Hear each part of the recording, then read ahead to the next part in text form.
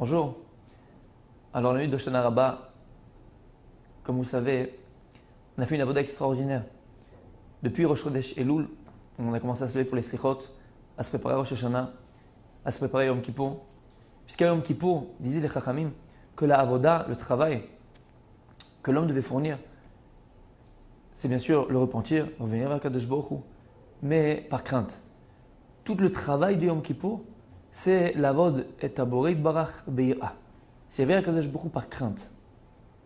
D'ailleurs, Yom Kippour, on ne mange pas, on ne se lave pas, on n'a pas le droit de mettre des chaussures en cuir.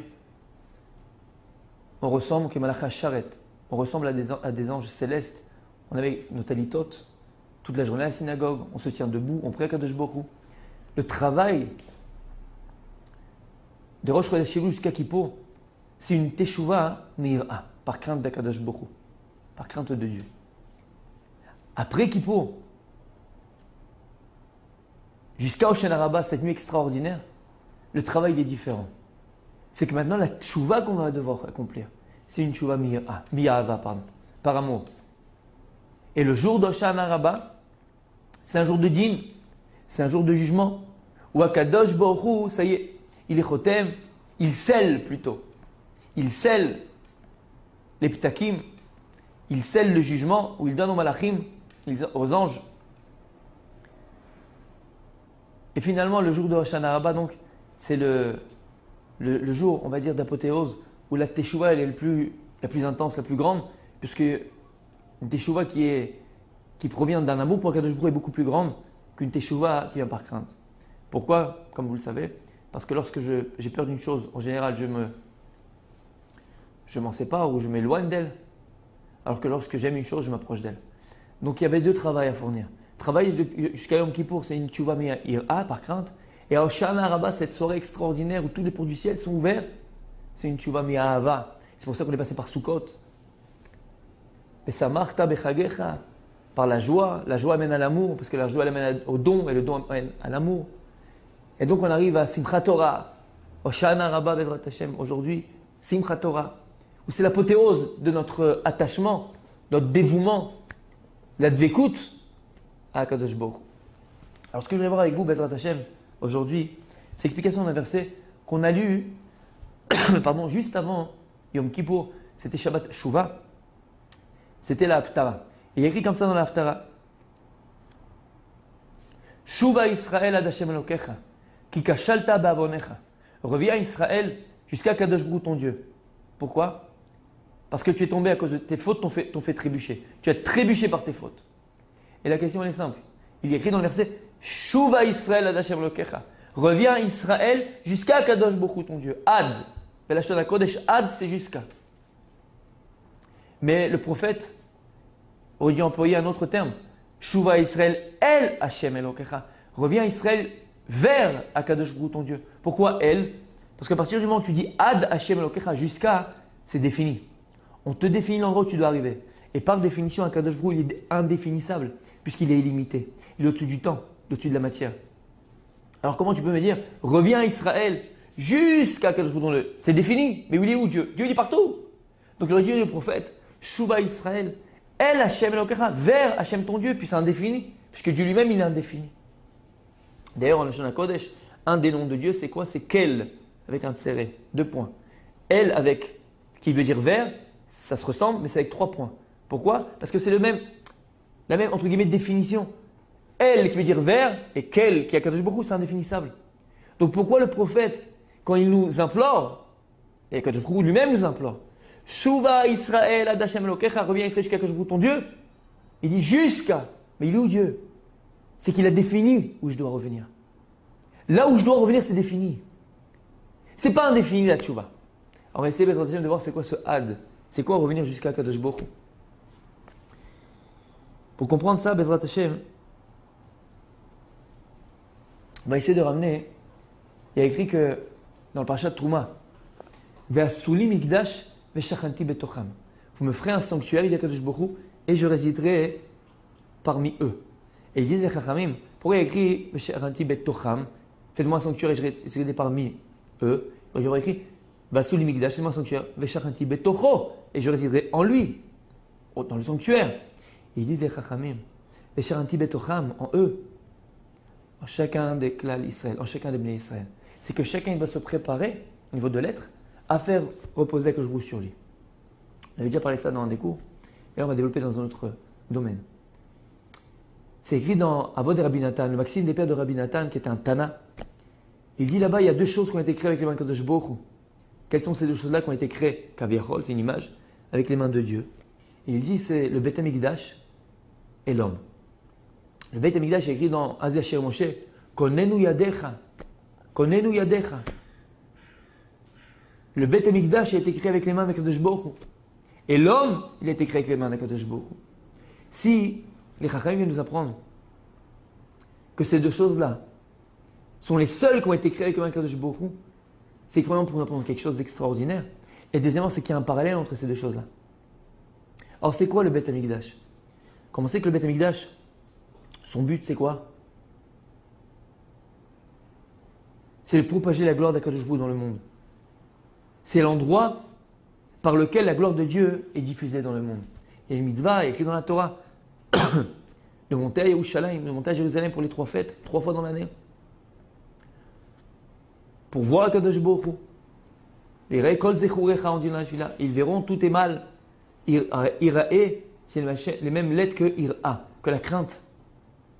Parce que celui qui a le Beth Amikdash, il se remplissait de crainte d'Akadosh Baruch Hu. On voyait Dieu. Les miracles qui se passaient là-bas. L'hôtel où il y avait le feu ne s'éteignait jamais, même s'il pleuvait. Les miracles qui se passaient là-bas. Les 70 nations qui venaient le jour de Sukkot, amener leurs korbanot, amener leurs sacrifices, eux-mêmes au Beth Amikdash. Ils voyaient Dieu, ils voyaient la gloire de Dieu dans le monde. Donc le but ultime du Beth Amikdash, c'est quoi? C'est le moyen par lequel la gloire de Dieu, elle est publiée dans le monde. Et on te dit que l'homme, lui aussi, il a été créé avec la main d'Akadosh Baruch Hu. Pour t'apprendre quoi? C'est que finalement, l'homme aussi. Le Beth Amikdash, il est immobile. Donc la gloire de Dieu, pour l'avoir, il faut aller sur place, il faut aller à Yerushalayim. Par contre, l'homme, ce qui nous associe tous, ce pourquoi il dit on est tous venus dans ce monde-là, c'est quoi? On est tous venus pour glorifier le nom de Dieu. On est tous venus pour glorifier le nom de Dieu sur terre. Maintenant, comment on va glorifier le nom de Dieu? Ça dépend de notre tafkid. Ça va dépendre de chacun de nous. Un, ça va être parce que c'est un grand ami Chacham. Il a une des grandes connaissances dans la Torah. Et il arrive à parler, à ramener les gens vers la Torah. Il fait un grand kiddush Hashem. Un autre parce que c'est un grand chirurgien. Et les gens, ils voient sa chorma dans la médecine. Et par son intelligence dans la médecine, il honore le nom de Dieu. Un, ça va être dans son travail. Parce que les gens, ils savent que ce type-là, il est droit dans le business. Il n'y a pas un euro en moins, 1 euro en plus. Il est droit dans le business. Il glorifie le nom de Dieu.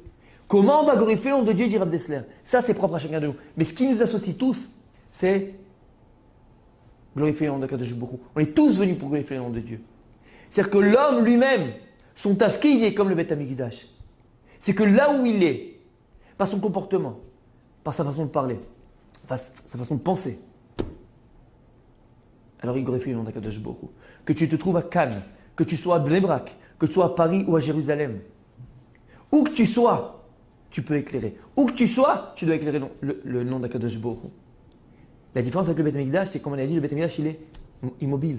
Alors que l'homme, il a cette possibilité, cette capacité d'aller glorifier le nom de Dieu. Parce que lui, il est mobile, il peut se déplacer. Donc en tout cas, on voit que le Beth Amikdash et l'homme est un parallèle. Les deux, ils ont été confectionnés avec la main d'Akadosh Baruch Hu. Et si donc les deux, ils ont été confectionnés avec la main d'Akadosh Baruch Hu, c'est que ça nous apprend quelque chose, comme j'ai dit tout à l'heure, d'extraordinaire. Ça veut dire quoi par les mains de Dieu? Il y a un midrash. Le midrash nous dit que lorsqu'Akadosh Baruch Hu il a créé l'homme, alors les anges célestes, les Malachim Sharet, quand ils ont vu pour la première fois l'homme, ils ont voulu dire devant lui la Kedusha. Qu'est-ce qu'ils ont voulu dire? Ils ont dit devant lui Kadosh, Kadosh, Kadosh. Lorsqu'Akadosh Baruch Hu il a vu ça, qu'est-ce qu'il a fait? Il a endormi l'homme. Lorsqu'ils ont vu que l'homme dormait, alors il y a écrit dans le verset Inelo Yano Belo Ishan Shema Israël. Aussi qu'Akadosh Baruch Hu il ne dort pas, il ne somnole pas. Lorsqu'ils ont vu que l'homme dormait, donc ils ont compris qu'il était vulnérable, ils ont compris que ce n'était pas Dieu. Mais la question que je vais vous poser, comment c'est possible que les anges célestes ont pris l'homme pour Dieu? Est-ce qu'on peut se tromper, Bichlal? Tu peux arriver à te tromper entre l'homme et Akadosh Baruch Hu. Pensez que si un ange y voit un homme dans la rue, il va dire ah peut-être c'est Dieu. Non, un homme c'est un corps. Akadosh Baruch Hu en lo gouf, en lo dmut agouf. Il n'a pas de corps, il n'a pas de ressemblance avec le corps. Ça veut dire quoi? Qu'ils ont vu l'homme, ils l'ont pris pour Dieu. Il n'y a pas à se tromper. C'est pas comparable. Je ne vais pas me comparer l'homme et l'avdil à Kadosh Baruch Hu. Mais le Midrash, il dit qu'ils ont pris l'homme pour Kadosh Baruch Hu. À tel point qu'ils ont fait la Gdusha. Pardon. Alors ça veut dire quoi? Pour comprendre ça, on va ramener les enseignements Bezrat Hashem de Rabbi Nachman. Rabbi Nachman nous dit dans l'Ikouté Moharan quelque chose d'extraordinaire. Il donne un klal. Il dit que le premier mot d'une lettre, c'est l'essence de ce mot-là. Chaque mot de la Torah, chaque mot, ce qui va bien définir l'essence de ce mot-là, c'est la première lettre de ce mot-là. Pourquoi? On comprend déjà que les mots sont formés de lettres. Et les lettres qui forment ce mot-là ne sont pas des lettres arbitraires. Quand vous prenez l'alphabet des nations, A, B, C, D, V. Les lettres des nations, c'est arbitraire. Pourquoi le A il a cette forme-là? Parce que les lettres en français, c'est un son. Pour donner une forme au son, on va donner un signe. Ça va être le A, tac, B, C. Mais le C, ça peut être un A, dans l'écriture je parle bien sûr. Le Z, ça peut être un X. C'est arbitraire.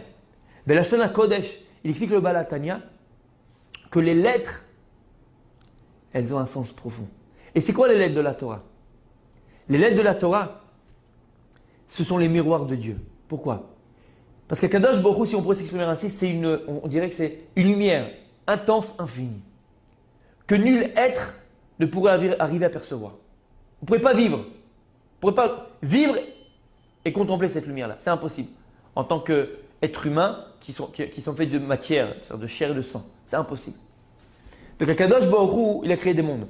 Comment c'est qu'il y a 10 sphirotes, 10 sphères, qui parlent de Keter. Keter, c'est le plus grand.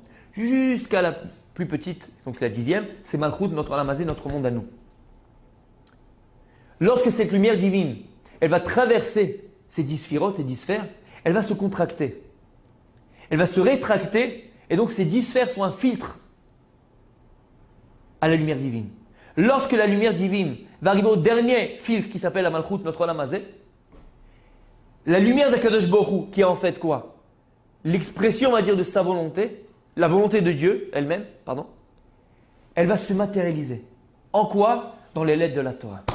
C'est-à-dire que les lettres de la Torah, c'est l'expression matérielle de la volonté d'Akadosh Baruch Hu, de cette lumière divine. Comme c'est expliqué le Baal HaTanya. Donc on comprend que chaque lettre, c'est Dieu lui-même. Aleph, c'est quoi Aleph? On va en parler, Bezrat Hashem. Aleph, il dit Salufo Shel Olam. Aleph, quand on l'écrit dans la Torah, c'est un Yud en haut, un Yud en bas et un Vav. Yud, Yud, 10, 10, donc c'est les 20. Vav, c'est 6. Yud, Ke, Vav, Ke, c'est le nom de Kadosh Baruch Hu. Alufo Shel Olam, c'est Dieu lui-même. L'Aleph, c'est Echad, c'est Dieu. Le He, c'est un Dalet et un Yud. Pourquoi? On en parlera peut-être un autre jour. Mais les lettres de la Torah sont des lettres qui sont complètement objectives. Pardon? C'est un monde en soi. Revenons à ce qu'il dit Rabbi Nachman. Si on a compris ça, il dit Rabbi Nachman maintenant, ce qui va définir Béhémet un mot, c'est la première de ce mot-là. Par exemple, il dit le mot Keter. Le mot Keter qui s'écrit Chaf, Tav, Resh, qui veut dire couronne et qui est la plus haute des sphères, plus haut des mondes. Pourquoi ça commence par un Chaf? Alors il explique Rabbi Nachman que cette lumière divine dans laquelle on vient de parler, lorsqu'elle va venir de Keter jusqu'à Malchut, elle va traverser donc 10 sphirotes, 10 sphères qui vont filtrer cette lumière-là. Quand elle arrive à Malchut, notre Olam Hazé, notre monde céleste, cette abondance divine qui est donnée à l'homme, aux Juifs, au Ham Israël, on va devoir la ramener vers Keter.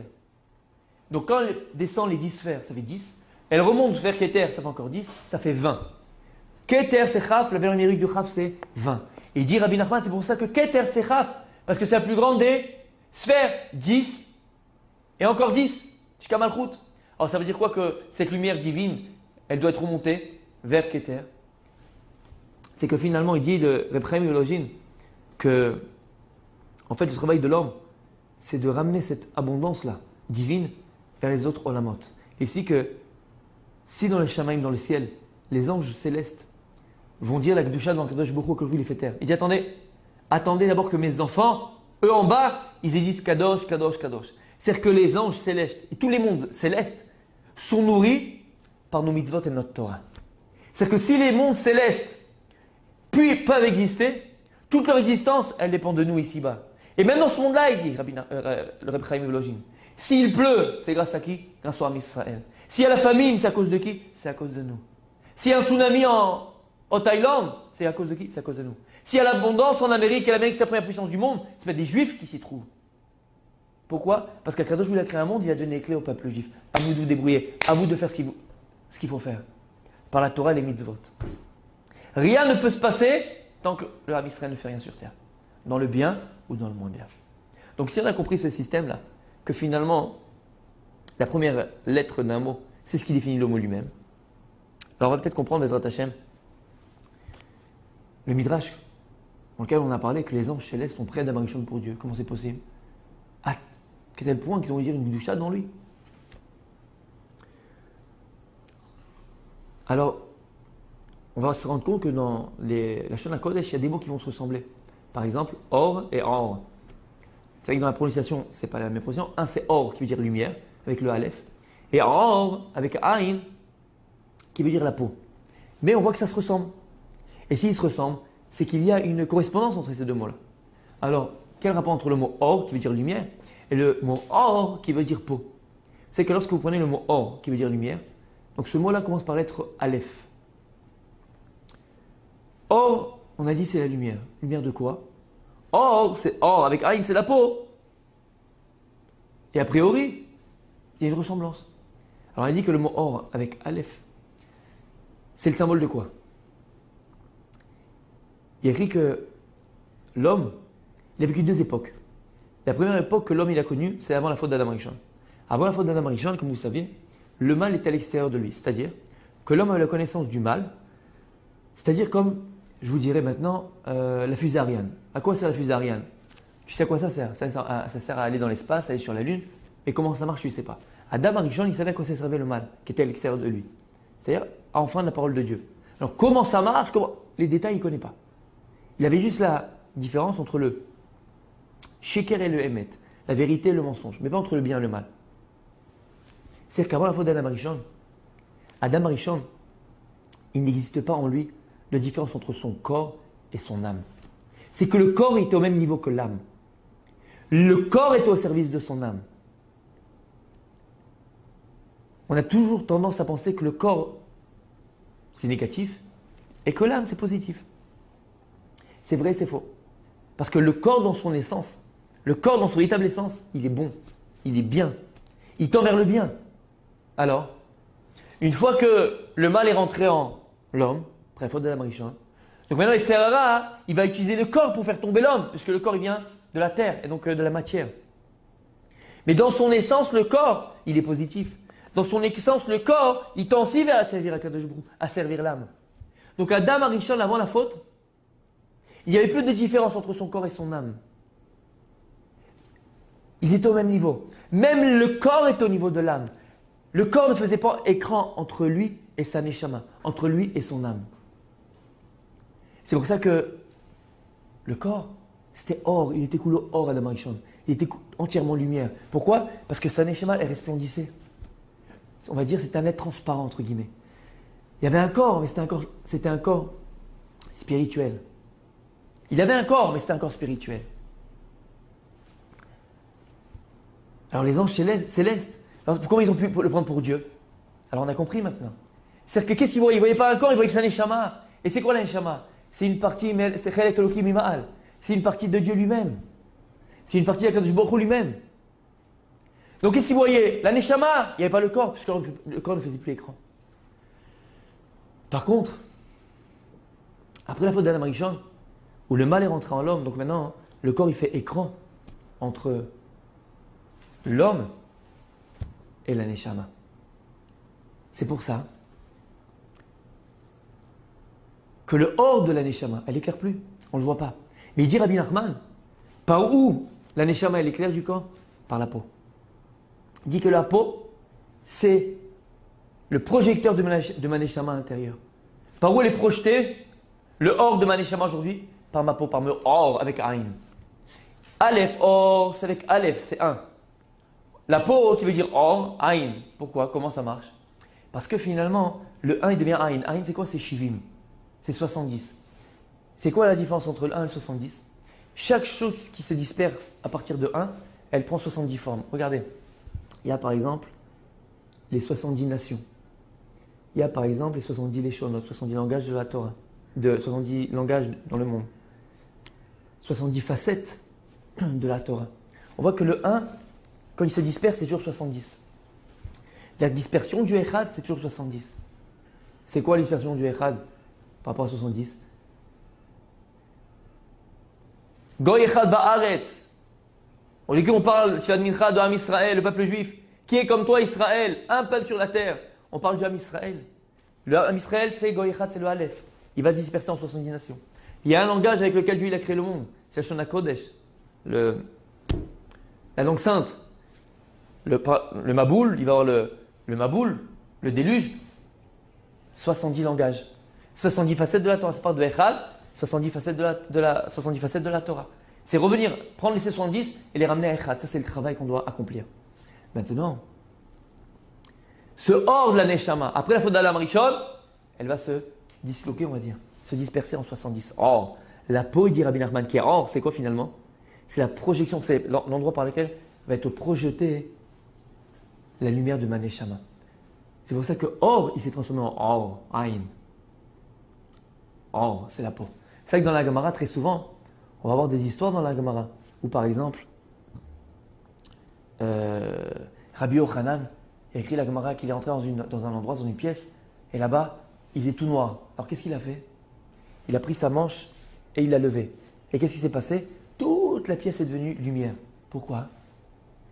Parce qu'il est arrivé à un tel niveau de Kedusha, de sainteté, comme Adam Arishon avant la faute, que son corps ne faisait plus écran entre lui et sa Neshama. Donc sa Neshama, elle l'éclairait à l'extérieur. Donc il pouvait même éclairer une pièce. C'est pour ça que lorsqu'on va voir des grands tzadikim, au visage de la personne, à son aura, combien elle éclaire, il voit où la personne elle se situe, où elle se trouve à ce moment-là, par rapport à sa Neshama, à combien le corps et la matière, elle fait écran entre lui et sa Neshama. Or et or. La peau, il dit Rabbi Nachman, c'est par là que est projetée la lumière de ma Neshama. Donc on comprend maintenant pourquoi les malachas sharet, comment les anges célestes ont pu prendre Adam Arishon pour Dieu. Comment c'est possible? Adam Arishon pour Dieu. Et tu vois bien la différence. Non, parce que qu'est-ce qu'il voyait? Il voyait Dieu en lui. Puisque Adam Arishon, à l'époque, entre guillemets, avant la faute, son corps c'était couleur or, c'était que lumière. Si on a compris ce principe, alors regardez, il y a d'autres mots, il y a deux mots par exemple qui se ressemblent énormément. C'est Ani et Ani. C'est quoi Ani et Ani? Ani avec un Aleph, ça veut dire je suis. Là, vous voyez que la Shana Kodesh, Ani, qui veut dire je suis, je, c'est ma personne, mon être. Quand on le traduit en français, c'est je suis. Ça, tu peux être je, tu peux être si, tu peux être les deux, on ne sait pas qui tu es vraiment. C'est je suis. Ani. Ça, c'est la Shana Kodesh, Ani. Pourquoi? Parce que si tu n'es pas, alors il n'y a personne. Il y a un autre mot qui lui ressemble à la Shana Kodesh. C'est quoi? C'est Ani. Ani avec un Aïn. Pourquoi Ani, qui veut dire l'être, la différence même de l'être de la personne, et Ani avec Aïn, qui veut dire pauvre. Pourquoi cette ressemblance? Comme on a expliqué avant, il dit Rabbi Nachman que la première lettre d'un mot, c'est l'essence même du mot. Ani avec un Aleph, qui veut dire l'être, je suis, la personne. Aleph, c'est l'oufo shel olam. Aleph, c'est le symbole de quoi? Le maître du monde, Akadosh Baruch Hu. On a fait il n'y a pas si longtemps que ça, Rosh Hashanah. Le travail de Rosh Hashanah, c'était quoi? Le travail de Rosh Hashanah, c'était comprendre Malchuyot, Zichronot et Shofarot. C'est quoi Malchuyot? Comprendre qu'il y a Akadosh Baruch Hu, Melech Malchem Lachim, le roi des rois. Et qu'Akadosh Baruch Hu, il contrôle ce monde-là, dans ses plus petits détails. Et si une plante, une feuille, elle tombe, là où elle va tomber, c'est décrété par le ciel. Akadosh Baruch Hu Alufo Shel Olam. C'est le maître du monde. Il dirige et contrôle ce monde-là. Si on a compris ça, alors c'est quoi la définition de l'être? Akadosh Baruch Hu, il te définit. C'est quoi? Quand est-ce que tu es véritablement? Ani, quand est-ce que je suis? Quand je suis Aleph. C'est quoi Aleph? Alufo Shel Olam. Quand je suis le maître de mon propre monde. On a chacun un monde à nous. On a chacun un olam à nous. Un olam mushlam, un monde extraordinaire. Pour lequel Dieu nous m'a donné pour que je puisse arriver à me réaliser, à être, à devenir. L'homme, il doit être aloufo alolamo. L'homme, il doit être maître sur son monde à lui. Qui est véritablement être, vivre, exister, se réaliser véritablement? C'est lorsque je suis Ani. Je dirige ma vie. Entre autres termes, lorsque je ne me laisse pas diriger. Par qui? Ni par mes instincts, ni par mon Yetzer Hara, ni par mes envies. Parce que vous savez très bien qu'il y a une différence entre l'envie et la volonté. La volonté, elle provient de l'âme, et l'envie, elle provient du corps. Une volonté, c'est ce qui va me permettre de me réaliser. Alors qu'une envie, au contraire, elle va m'empêcher de me réaliser, m'empêcher de me rapprocher de moi-même. Quand est-ce que je suis Ani? Quand Be'emet je suis, je décide, je contrôle et je dirige ma vie. Il y a un grand philosophe, il y en avait des petits, mais aussi un petit peu des grands, qui disait que quelle est la personne qui est véritablement libre? Celle qui peut dire non à ses instincts. Lorsque tu dis non à tes instincts, c'est que tu es libre. Lorsque tu ne te laisses pas aller par tes envies. Lorsque c'est ta volonté véritable qui parle. Être aloufo, l'amour, c'est Be'emet. Be'emet. Soi-même. Décider. Choisir. Ani. Être aloufo, l'amour. Alors qu'est-ce qui va faire sortir l'homme de quoi? De Ani. C'est quoi Ani? Pauvre. C'est quoi un pauvre? C'est une personne qui est pauvre. Mais pas pauvre qui n'a pas d'argent. Qui est pauvre dans son être. C'est quoi une personne qui est pauvre? C'est une personne qui dépend des autres. Une personne qui est pauvre au niveau de l'être, c'est une personne qui dépend de ses tavot, de son Yetzer Hara, de ses envies, de ses plaisirs, de toutes ces choses-là, de ses envies. Comment une personne parle de Ani? Je suis, je me réalise, je vis, j'existe. Aloufo shel olam. Ani avec le Haïn. Comment? Elle transforme le Aleph en Haïn. C'est quoi le Haïn? C'est l'œil, le regard. Qu'est-ce qui va sortir de ton monde? C'est le regard, là où tu places tes yeux. La Gemara dans Meseret Sota, elle dit Kol anoten ainav, bema sheno shelo. Tout celui qui place ses yeux sur ce qui n'est pas à lui, ce qu'il voulait, il ne l'aura jamais. Et ce qu'il avait, on lui prendra. On parle de cette femme Sota là. C'est quoi cette femme Sota? C'est une femme qui est accusée d'adultère. On doit la mettre au Shaim chez le Kohen. On lui faisait boire des eaux amères. On avait écrit le nom d'Akadosh Baruch Hu sur un parchemin. Il avait effacé. Si elle avait fauté, elle explosait, Chazé Shalom. Et sinon, elle avait des enfants de sadikim. Et la Gemara dit sur cette femme Kol anotev enav bema sheno shelo. Tout celui qui pose les yeux sur ce qui n'est pas à lui, Maché ayalot, ce qu'il avait, il le perd. Mais Maché, ce qu'il voulait, il ne l'aura jamais. Cette femme-là, elle avait tout pour elle, tout. Elle avait un mari, elle avait une famille, elle avait des enfants, elle avait tout pour elle, cette femme-là. Et elle a tout perdu. Ce qu'elle voulait, elle l'a perdu. Cet homme-là, elle ne l'aura jamais. Et ce qu'elle avait, elle va le perdre. Pareil dans la vie. Si tu places tes yeux sur ce qui ne t'appartient pas, ton haïn sur ce qui ne t'appartient pas, alors ce que tu désires, tu ne l'auras jamais. Et ce que tu avais, tu vas le perdre. Pourquoi? Parce que tu t'es jamais investi dedans. Tu as invité le Shabbat, c'est des amis, tu vois la femme de ton ami. Waouh, regarde, elle prépare, elle est gentille, elle lui fait. Tu regarde, prends exemple, et tu regardes et tu compares ta femme à elle. Tu ne sais pas comment ça se passe quand elle ferme la porte de la maison. Le gazon du voisin est toujours plus vert. C'est une erreur. Ton olam à toi, ton monde à toi, il est mouchlam, il est extraordinaire. Le monde qu'Akadosh Baruch Hu t'a donné, c'est le monde et les moyens par lesquels Akadosh Baruch Hu t'a donné pour te réaliser Be'emet, t'épanouir Be'emet. Place les yeux dans ce que tu as, apprends à connaître ton trésor, apprends à connaître ce qui existe en toi. Parce que de toute façon, ce que tu vois de l'extérieur, c'est pas pour toi, tu l'auras jamais. Ce que tu voulais, tu l'auras jamais. Et ce que tu avais, tu peux le perdre, Chazé Shalom. Mais qu'est-ce qui va te faire sortir du Aleph, Ani? Oh, Ani avec Aïn, tu veux dire quelqu'un de pauvre dans ton essence? C'est le Aïn, la vue, le regard. Tu as transformé le Aleph, Aloufo shel olam, en Aïn, en Shiv'im. Tu t'es dispersé. Ani, Aloufo shel olam, en Ani. Et ils disent les Chachamim, Ezeu Ashir, quelle est la personne véritablement riche à sa mère Bechelko? Celle qui est contente de ce qu'elle a. Il n'y a pas écrit qu'elle est satisfaite de ce qu'elle a, il y a écrit qu'elle est contente de ce qu'elle a. C'est-à-dire qu'elle est contente de ce qu'elle a. Ashir, c'est quoi Ashir avec le Haïm? Haïm, Shin, Yud, Resh, on peut quand même son Yud. Ezeu Ashir, la personne qui est véritablement riche, c'est la personne qui est consciente que les moyens que Dieu lui a donnés, ce qui existe dans mon monde à moi, sont les moyens par lesquels Akadosh Baruch Hu, il m'a donné pour me réaliser. Et ce qui est à l'extérieur de moi, c'est pas à moi, ça ne m'intéresse même pas. J'en ai pas besoin. Ça, c'est véritablement Ashirut. Et Ashir, c'est avec le Aïn. Quelqu'un qui a sa istaklouk, Aïn, Shir, l'œil, il chante. Quelqu'un qui a la Aïn, Shir, l'œil, il chante. Parce que l'œil est rond et Shir, c'est le rond. C'est Rigoul, Belashon Kodesh. Quand l'œil, il chante, quand l'œil, il comprend que ce qu'il a, Behemet, c'est sa richesse intérieure qui lui permet de se réaliser, Behemet. Alors à ce moment-là, il a le Osher. Il transforme le Aïn de Ashir en Osher, en Aleph. C'est quoi Aleph, Osher? C'est le bonheur. Ça, c'est le véritable bonheur intérieur. C'est ça le bonheur. J'avais lu un livre une fois d'un Rav qui avait fait la Shoah, qui avait passé la Shoah. Il était à Auschwitz. Et bon, c'est des choses qui nous dépassent. C'est des niveaux qui nous dépassent. Mais il avait dit quelque chose de frappant, un tout petit peu, peut-être le comprendre un tout petit peu. Il disait que les nazis m'ont tout pris, ma femme, mes enfants, mais mon argent, tout. Mais mon bonheur intérieur, ma chéout, ma richesse et mon bonheur, ils ne l'ont pas pris. Comment on comprend une chose pareille? C'est ce qu'il voulait dire. Le Osher, c'est quelque chose qui est en toi. Si tu fais dépendre ton Osher, ton bonheur, et ta chéout et ta richesse par rapport à des choses extérieures, alors si on te les prend, c'est vrai que tu deviens pauvre. Alors c'est un niveau, c'est pas, ça ne nous atteint pas, mais à notre niveau, nous, on peut arriver à le comprendre à nous par rapport à ce qui nous touche à nous. Mais quand le bonheur il est à l'intérieur, c'est que quand tu as une conscience que tout ce que j'ai en moi, ce sont les meilleurs moyens par lesquels Dieu m'a donné pour que je me réalise, alors j'ai le Osher, j'ai le bonheur. Ne pas transformer le Ani en Ani, en Ani, Aniout.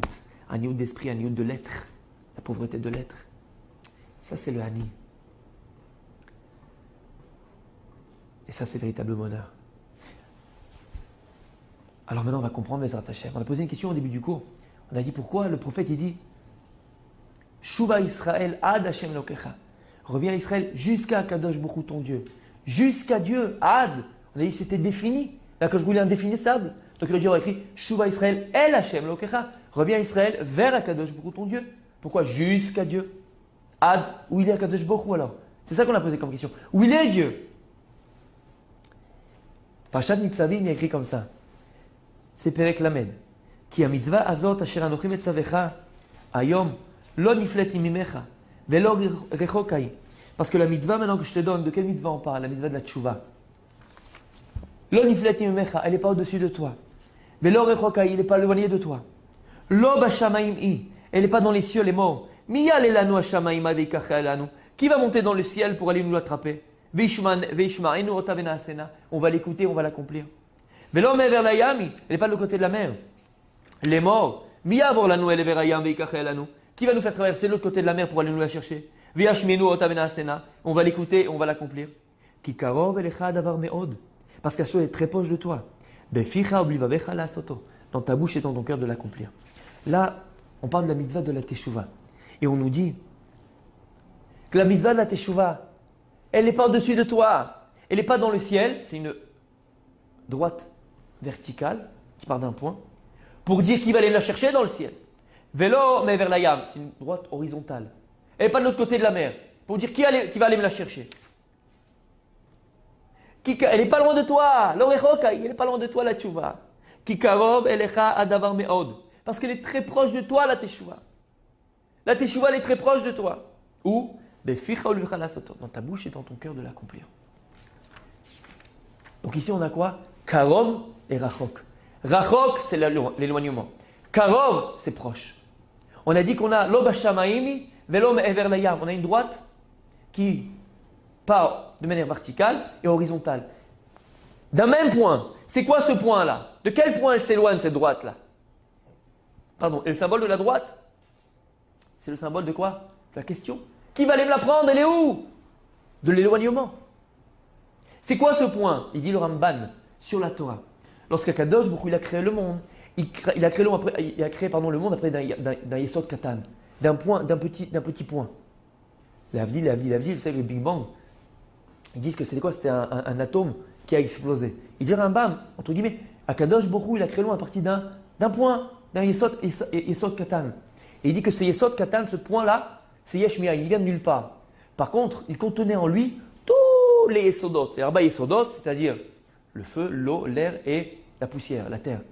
Et à partir de ce point-là, Dieu a créé le monde entier. Yesh mi'ayin.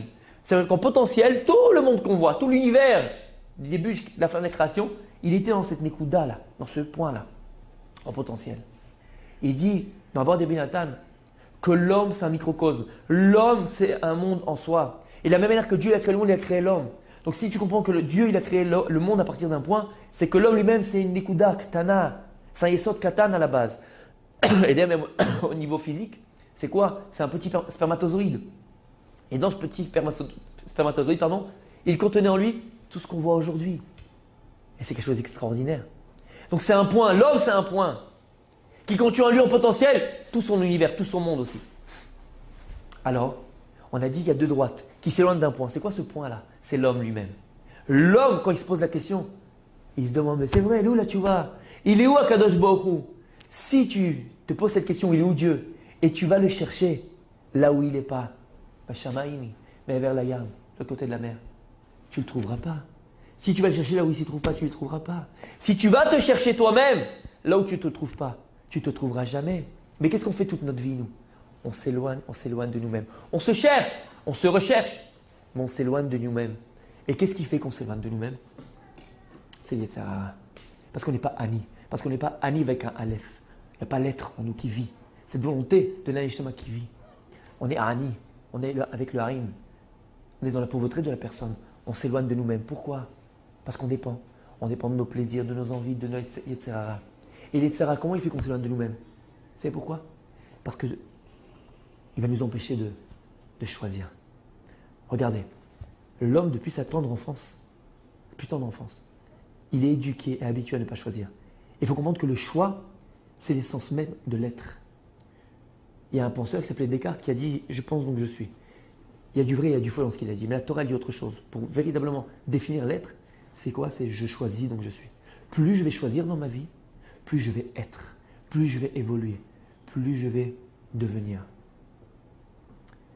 La véritable réalisation de l'être, c'est lorsque je choisis. Et ça, qu'est-ce qu'il fait, comme j'ai dit? Il nous empêche de choisir. On ne choisit pas. Tu ne choisis pas. Il t'amène là où il veut.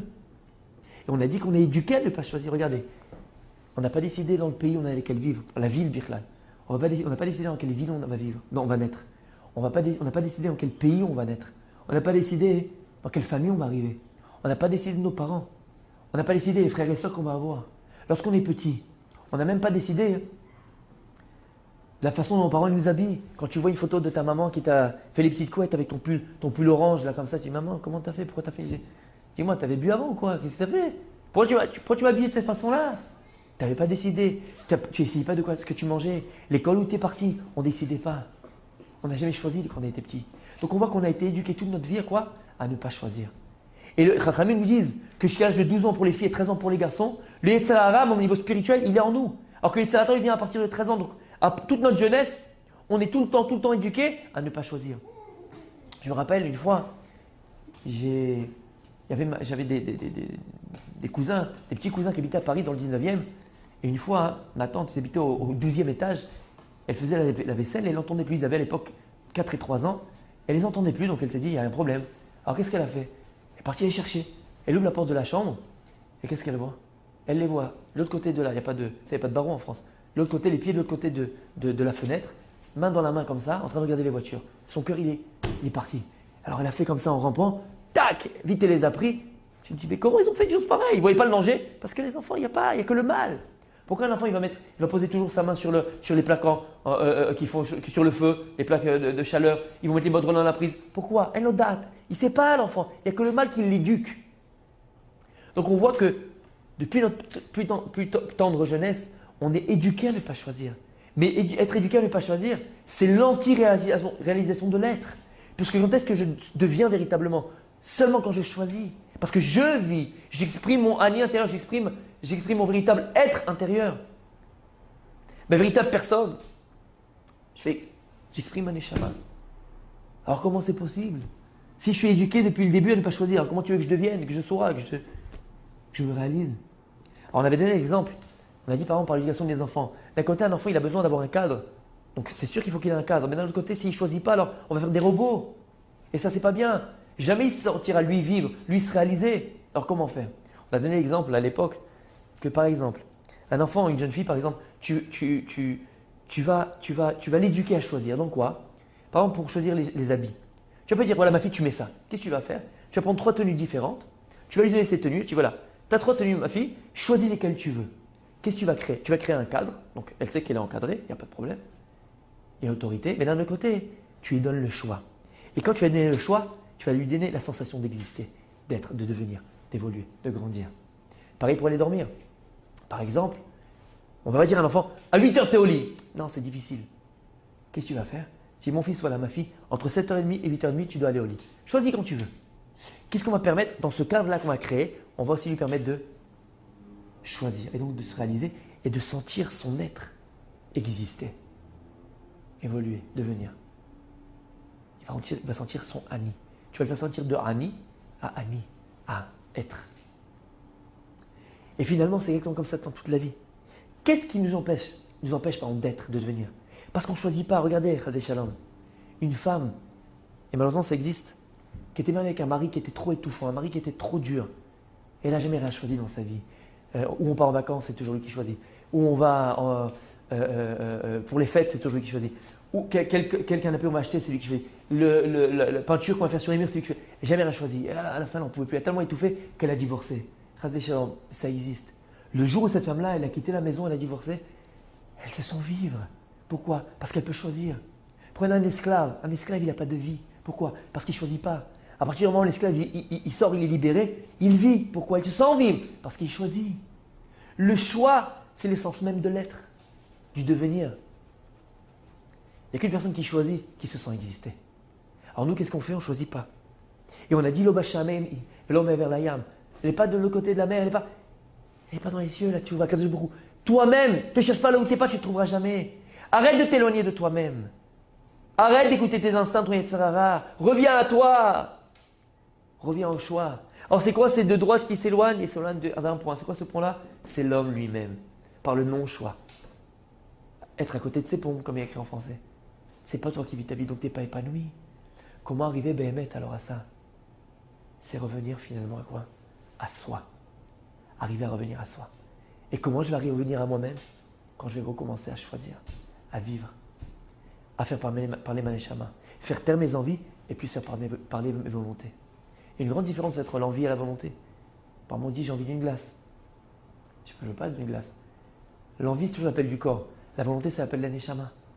Et tout seul, on peut se faire un petit travail personnel de savoir quand est-ce que Béhémet, c'est une volonté ou bien c'est l'appel d'un neshama, donc une vraie volonté, ou l'appel du corps et c'est passager, c'est une envie. Regarde comment tu t'exprimes. Je veux, j'ai envie. Donc finalement, c'est quoi? Lo bashamaimi. Lo rechokai. C'est quoi rechoka? Rachok, ça veut dire en hébreu loin. Rachok, c'est avec un resh. On dit que le premier mot d'un mot, ce qui finit le mot. Rachok, c'est écrit resh, chet kouf. Rachok. Ra, c'est resh. Ra, c'est le mal. Chok, c'est un chok. Qu'est-ce qu'il fait Yetzirah? Le ra en toi. Le ra, il veut te dire que c'est un chok en toi. Il t'empêche de penser. Chok dans la Torah, c'est une loi qui n'a pas d'explication. C'est pareil. Il dit fais sans réfléchir. Ra, chok. Le ra, le mal, il te dit réfléchis pas, fais ce que je t'ai dit de faire. Il t'empêche de choisir. Qu'est-ce que ça va t'amener? À rachok, à t'éloigner de toi-même. Par contre, karov, c'est proche. Qui karov elecha adam meod, c'est très proche de toi. C'est quoi karov? Le kouf. La Gemara de Masacheva dit c'est quoi le symbole du kouf? C'est kadosh. C'est quoi kadosh? Sache qu'il existe en toi. Ce kouf, c'est Gdusha, cette neshama, ce kadosh. C'est un kadosh baoru, ce chelek elokim ima'al. Kouf, rov. La Gdusha, c'est ce qu'il y a en rov en toi. Ce qu'il y a de plus en toi. C'est pas le ra, c'est la Gdusha. C'est le bien, c'est la sainteté, c'est le bon. Voilà ce qu'il y a en rov en toi. Ce qu'il y a de plus, tu veux que je te dise c'est quoi? C'est le bon et le tov et le kadosh qui est en toi. Rov, c'est ça. Parce que c'est proche. Où il est la Gdusha? Où il est? Elle est en toi. Alors Yetzirah va dire non, Rachok, c'est loin. C'est un travail qui est difficile. C'est un travail qui est très dur. C'est un travail qui est impossible. Il va dire c'est loin. C'est pas vrai. Ki karov elecha davar meod. Elle est très proche de toi, la Teshuvah. Elle est où?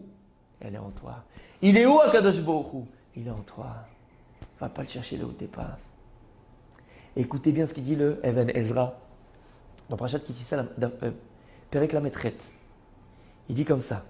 Un homme ne pourra jamais prétendre connaître Dieu. La date est Hachem. Ne pourra jamais prétendre connaître Dieu. Si il ne connaît pas d'abord Ma'ut Nafsho, Gufo, Venishmato.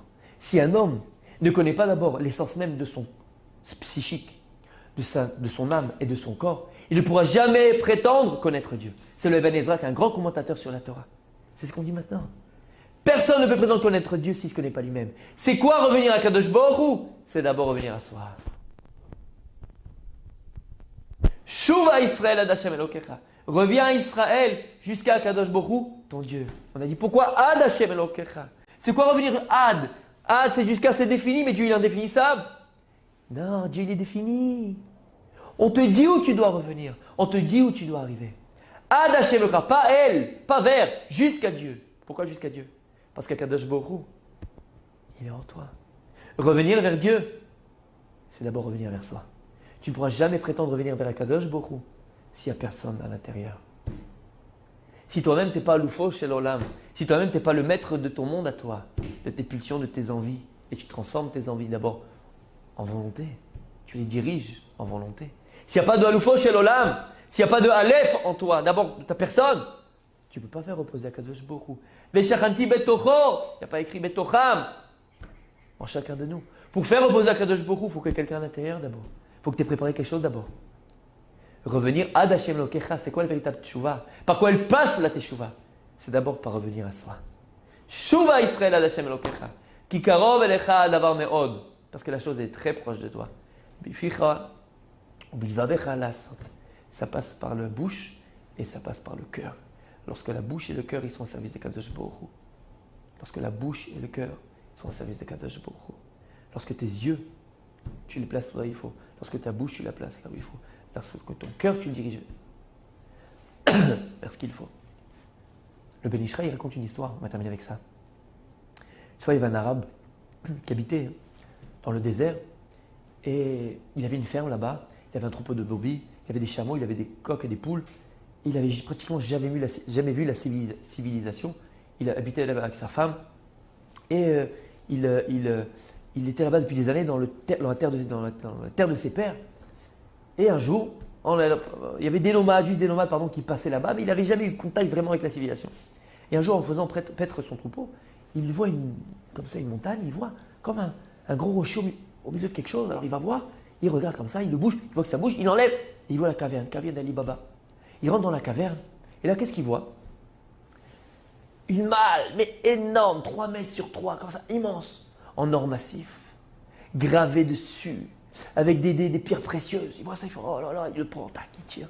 Il avance dans la caverne, il trouve des verres en cristaux, des verres en or massif, des verres je dirais brodés, pas brodés, sculptés à l'intérieur, avec des formes, des verres précieux. Il les prend.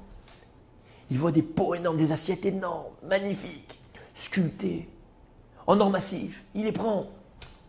Après, il voit comme ça un trône céleste, avec, comme le trône de Shlomo HaMelech, la ville, avec un aigle qui part comme ça en or, un lion de l'autre côté, énorme. Il le prend comme ça. Il voit aussi, vous savez, la charbite, un seau royal, la baguette du roi, avec aussi comme ça des pierres précieuses gravées dessus. Et il le prend, il arrive chez lui. Il va voir Fatima, il dit Fatima, regarde ce que j'ai trouvé. Elle voit ça, elle dit oh là là, qu'est-ce qu'on va faire avec ça?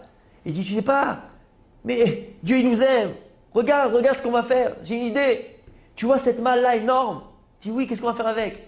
Avant, pour aller faire boire les chameaux, il fallait que je leur donne chacun à boire. C'est difficile. Je vais remplir la malle d'eau et les chameaux ils vont boire. Elle dit waouh, Mahmoud, comme tu es intelligent. Waouh, mon mari. Il dit regarde les verres. Il dit qu'est-ce qu'on va faire avec les verres? Il dit quoi? Avec les verres, avant pour aller faire boire les brebis et les chèvres, il fallait que je mets comme ça de l'eau dans les verres et ils vont boire dedans. Waouh, Mahmoud, t'es intelligent. Et qu'est-ce que tu vas faire avec les grands pots là? Il dit, pour aller donner à manger aux coqs et aux poules, c'était fatigant. Je mets les graines dedans, ils vont venir manger dessus. Waouh, Mahmoud, t'es intelligent. Et ça, là, la chaise que tu as, le trône, là, la chaise, tu dis la chaise, maintenant c'est tranquille. Je vais la mettre au milieu du champ. Quand je vais les faire paître mon troupeau, je m'assois dedans, je me repose, je suis tranquille. Et ça, là, ce que tu as, le bâton là que tu as, le bâton, c'est facile. Avant, je devais siffler, machin, pour les faire venir, les brebis. Je vais les taper avec. Ah, oh, Mahmoud, t'es intelligent, t'es intelligent. Et c'est ce qu'il a fait, il a placé tout comme ça. Il y avait des nomades qui passaient par là-bas. Ils voyaient de loin des choses qui brillaient. Qu'est-ce qu'ils ont fait? Ils sont partis voir, ils voient des trucs, des valeurs monumentales, là, en train de boire dedans des brebis, des champs. Ils ont dit. Ils sont partis voir le roi. Ils lui ont raconté tout ça. Le roi, il amène des serviteurs, et ils le font venir, il dit vous venez tout, il vous confisquez tout. Toi, ils le font entrer dans une pièce, ils lui donnent à boire, à manger, ils le lavent, et ils le font venir rentrer dans le palais du roi. Il rentre dans le palais du roi, et qu'est-ce qu'il voit? Il voit une table immense, avec les princes, les ministres, en train de boire dans les verres que lui donnait pour ses chèvres. Il voit en train de manger du raisin et des choses dans les assiettes qu'il donnait pour ses coqs et pour ses poules. Il avance, il voit le roi dans le trône que lui il utilisait pour aller faire perdre son troupeau. Et il voit le roi avec le seau comme ça, le bâton du roi comme ça dans ses mains. Et là, il ne comprend plus rien. Et le roi, il vient, il appelle, viens voir, Marco, viens voir. Il dit, je vais t'expliquer, toi, tu n'étais pas civilisé. Donc, tu ne savais pas à quoi tout ça servait. Il dit, tu sais que tu avais une richesse inestimable chez toi à la maison. Ce que tu donnais à boire à tes chèvres et à manger à tes coqs, mais c'est pour la table des rois et pour des princes. C'est une valeur inestimable. Là où tu t'asseyais pour aller faire perdre ton troupeau, c'est la chaise d'un roi. Tu vois ce que j'ai dans la main là? Tu utilises pour frapper tes brebis. Regarde, si je le mets à droite, les gens y vivent. Si je le mets à gauche, les gens y meurent. C'est avec ça que je décide de tout. Alors toi, tu ne comprends pas parce que tu n'es pas civilisé. Reste un petit peu au palais, je vais t'apprendre un petit peu comment le monde y marche et tu vas pouvoir vivre avec le monde. Il dit le Ben Ishraï, ça c'est le Mashaman, Mishal. Il dit pareil. Akadosh Baruch Hu, il a donné à l'homme des choses d'une valeur inestimable. Il a donné des yeux, une bouche, un nez, des oreilles, des mains, des pieds, un cœur. D'une valeur inestimable. Et nous, qu'est-ce qu'on fait avec ça? Est-ce qu'on a conscience de la valeur de ce que Dieu nous a donné? Et nous, on l'utilise pour aller donner à manger à la chèvre qui est en nous. Pour aller donner à boire au chameau qui est en nous. Pour aller picorer dans l'assiette qui ne nous appartient pas. Akadosh Baruch Hu, il nous a des yeux pour aller voir ce qu'on n'a pas le droit de voir.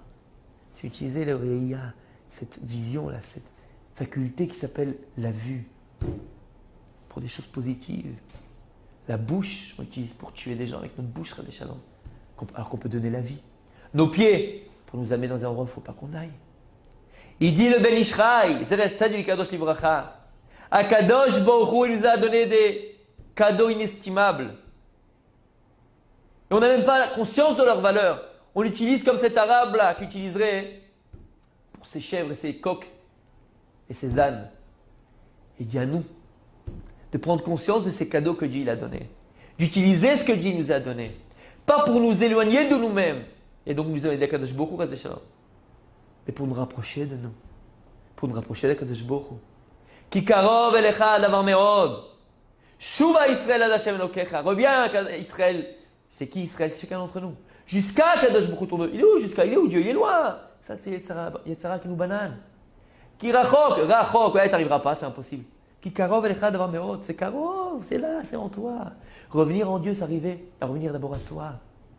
Beficha ou bilvavecha. Il a écrit, il dit Shlomo HaMelech. Tna bni li bechali. Donne-moi mon fils, ton cœur. Ve'elecha darki titzorna. Et que tes yeux voient mes préceptes. Et il dit le Midrash. Il dit à Kadosh Baruch Hu lui-même. Im yafta libni libecha ve'anecha. Si tu m'as donné, mon fils, tes yeux et ton cœur, anayadana de'atli. Alors là, je sais que tu es à moi. Il dit à Kadosh Baruch Hu. Quand est-ce que je sais émettre que tu m'appartiens? C'est quoi appartenir à Dieu? C'est que Dieu il est là, il est dans moi. C'est que je vis en fonction de la Torah. Je vis en fonction d'Akadosh Baruch Hu. Je vis avec lui. Il dit à Kadosh Baruch Hu, quand est-ce que je sais que tu es à moi? Pas si tu as une grande barbe, un grand chapeau, des grandes tzitzit. Peut-être que oui, mais c'est pas ça que je vois Kadosh Baruch Hu te dit. C'est pas ça qui me fait dire que tu es à moi. Parce que tu peux avoir une grande barbe, un grand chapeau, des grandes tzitzit et ne pas être avec moi. Et là, quoi il dit Dieu? Si tes yeux et ton cœur, tu me l'as donné. Si tes yeux et ton cœur, ils m'appartiennent, tu me les donnes. Si tu me les donnes, je sais que tu es à moi. C'est quoi donner ses yeux et son cœur? Donner ses yeux à Kadosh Baruch Hu. C'est transformer le Aïn de Ani en Aleph Ani. Aïn Tova. Cette bonne vision de sa propre personne. Avoir une bonne vision de ce que je suis. Parce que le regard que j'aurai sur les autres, d'abord, c'est le regard que j'ai sur moi. Et si moi, le regard que j'ai sur ma propre personne est positif. Et je suis Achir, parce que je suis heureux de ce que j'ai. Je suis heureux. Mon regard, je le place que sur moi, pas sur les autres. Qui appartient autour de moi? C'est pas moi, ça ne m'appartient pas. Ça ne m'intéresse même pas. J'ai une vision sur ce que j'ai. Et en fonction de ça, je me réalise. Je donne mes yeux à Kadosh Baruch Hu, je ne lui passe pas l'eau, il ne fait pas, je ne regarde pas les choses qu'il ne faut pas. Et que mon cœur, c'est quoi le cœur? C'est toutes mes volontés, toutes mes émotions, tout mon être, toute ma personne. Je les donne à Kadosh Baruch Hu. Alors Dieu il dit, alors t'es à moi. Ça, c'est le véritable Teshuvah Bezrat Hashem. C'est Teshuvah de Hoshana Rabbah. D'arriver à servir à Kadosh Baruch Hu, Be'ahava, par amour. Pas parce qu'on me force à le faire. Pas parce que je fais les choses comme un robot. Je fais les choses pourquoi? Parce qu'elles proviennent de moi-même. Je suis le moteur de ma vie. Je suis le catalyseur de ma vie. Ça part de là vers l'extérieur. Et lorsque ma neshama, elle s'exprime à l'extérieur, elle éclaire à l'extérieur, la lumière de ma neshama, elle projette à l'extérieur, c'est que je me réalise véritablement. Et on va se rendre compte qu'on va même Bezrat Hashem.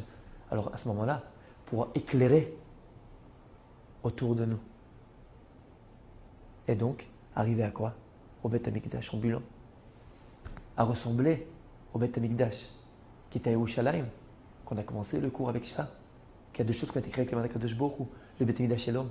Alors on sera arrivé à ce pourquoi Dieu nous a créés, le symbole des mains par lesquelles Dieu nous a créés, ça vient symboliser ici pourquoi, dans quel but Dieu nous a créés. Voilà le but où je t'ai modelé, mon fils, ma fille, pour l'éclairer à l'extérieur. Qu'est-ce qu'il doit éclairer?